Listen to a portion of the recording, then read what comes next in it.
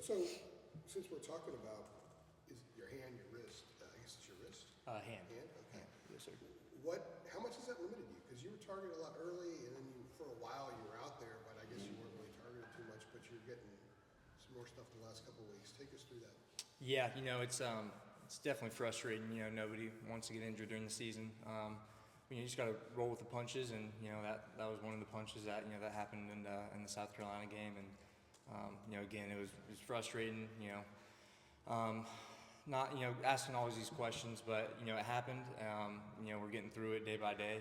It hasn't been easy, but just put a cast out and going out there and playing, and it's definitely it's a little mind game. If you mess up, you miss a block, you could say you have an easy way out, but in all honesty, you just gotta play one play at a time, and I don't think it really limits me that much. I'd like to think it doesn't. Sometimes it can, but just play to the best of my ability. Don't want to dwell too much on it, but I will ask you this. A lot of people just assume it only affects you in receiving. How does it affect you with blocking, since hands are a big part of that?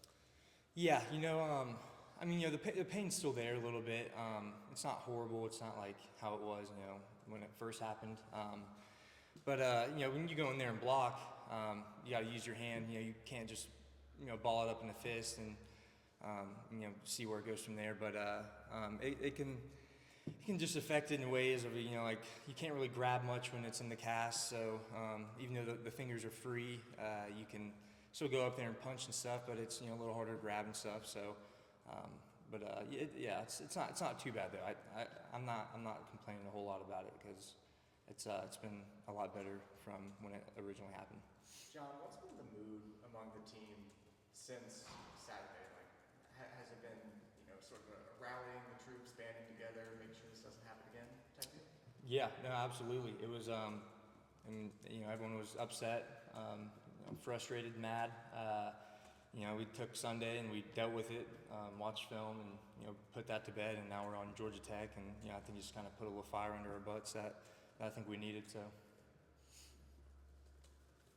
Coach, why didn't you sit out after you got hurt? I mean, you had the dang club on there for App State. Like, how close were you to not playing, or was that not an option for you?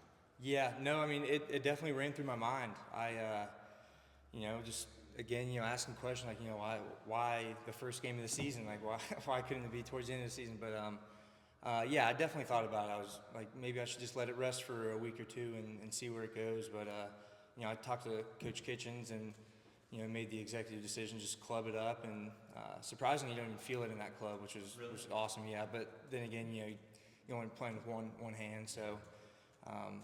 Again, frustrating and stuff, but it's taking it one day at a time. Guys got my back no matter what. Just trying to tough it out and just play it. Even though I didn't play that many snaps against App, but anyway, the team can that I can help the team win, and I'll definitely do that. You had the great catch in the end zone against South Carolina, like one of the highlight plays of the night. Was your hand already broken by that point? Yes, sir, it was. Okay, all right. Have you ever worn one of those gloves before in high school? Or? Yeah, I have definitely. Middle school, I broke my hand, and that was with lacrosse though. And then in wrestling, I did too, but that was the last match of the day. So.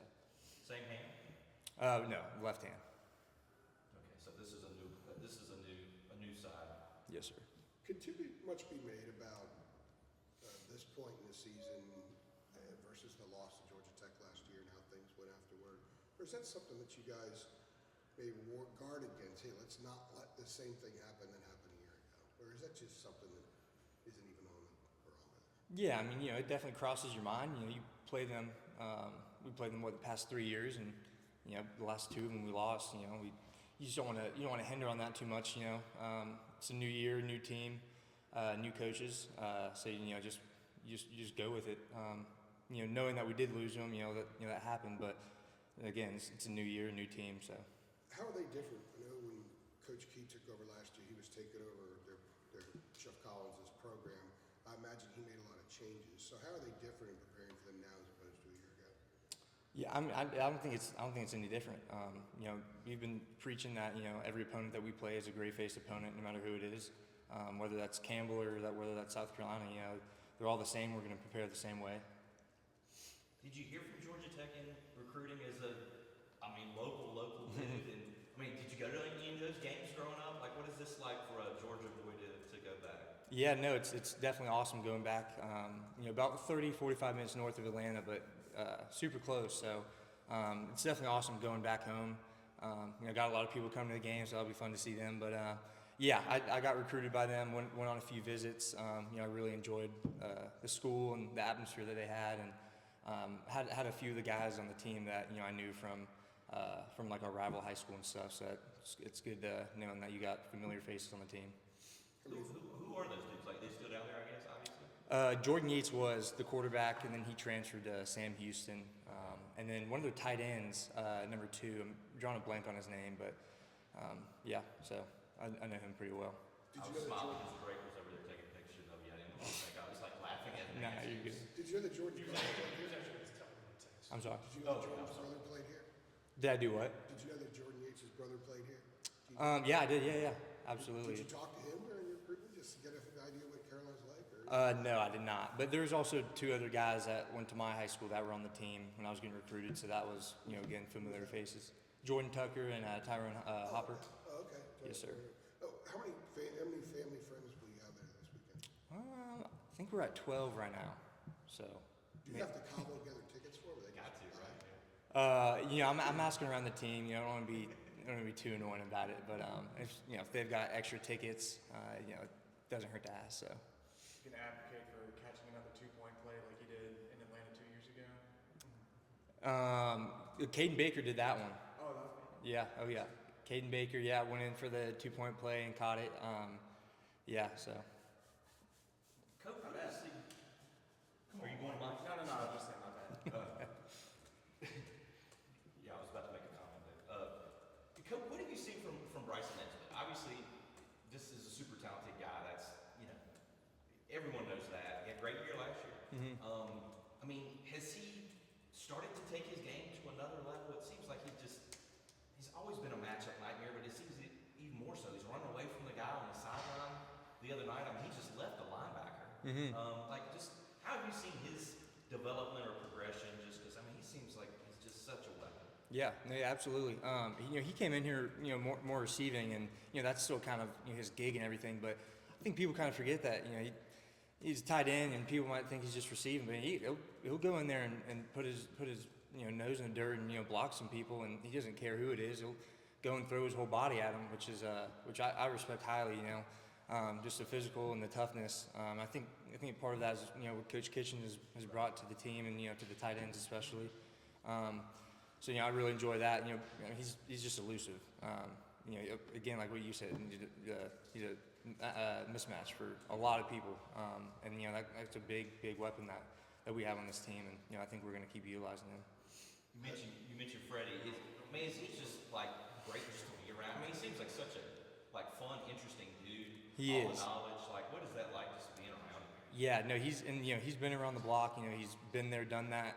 Super knowledgeable. He's coached tight ends, running backs, O-line, quarterbacks. So when we're watching film, it's not just from tight end's perspective. It can be from what the quarterback's thinking and how the O-line's gonna be blocking and stuff. So just a super knowledgeable guy. He's always bringing the morale up.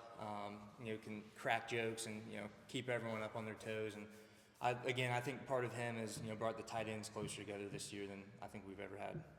He keeps it loose, but he can also crack the whip, kind of, can he? Oh, absolutely, yeah. It doesn't matter who you are. He'll get on your butt real quick if you're not doing what you need to be doing. I would ask you about Bryson and blocking. He had mentioned that as being a point of emphasis. I think we talked to Mackey who said something obviously about Bryson needing to block more. That would be the next level thing for him to do. How much of that part of this game has improved? And the other part of that question is, when you're a guy that is looked at as a receiving tight end, when you also become a blocking tight end, how does that help him with being able to get open the way that people are reading him when he's out on the field? Yeah, no, absolutely. I think before people were like, oh, if 18 goes in the game, he's probably going to be going out for a catch or something. And I think, you know, him working on in the spring and, you know, fall camp with blocking and stuff and, you know, being more physical, having more toughness, that obviously helps you, you know, and instead of him just going in like, oh, 18's going out for a pass, and they don't know, right? So he could be coming across the line and swiping the D end, or he could be running it out and up and, you know, catching a touchdown. So, Coach, how would you describe the mood of the team coming off, you know, the tough loss the other night, and, you know, still a lot of games to play? Just like, I mean, are you guys angry? Like, what can you put an emotion on it, maybe? yeah, I mean, maybe just disappointed. You know, I think everyone in this building knew that, you know, going into this game, you know, like I said, the gray face opponent. So, you know, again, frustrating, disappointed, but you know, I think that lit the fire under our butts, and so I mean, you know, any team can lose on any given day. So, you know, you just got to have that mindset that, you know, nothing's given to you, and you just got to go out there and take it. All right. Thanks, John. Sweet. Thank you, guys. Good stuff, Coach. Good to see you again, man. See you on. Good one. You too.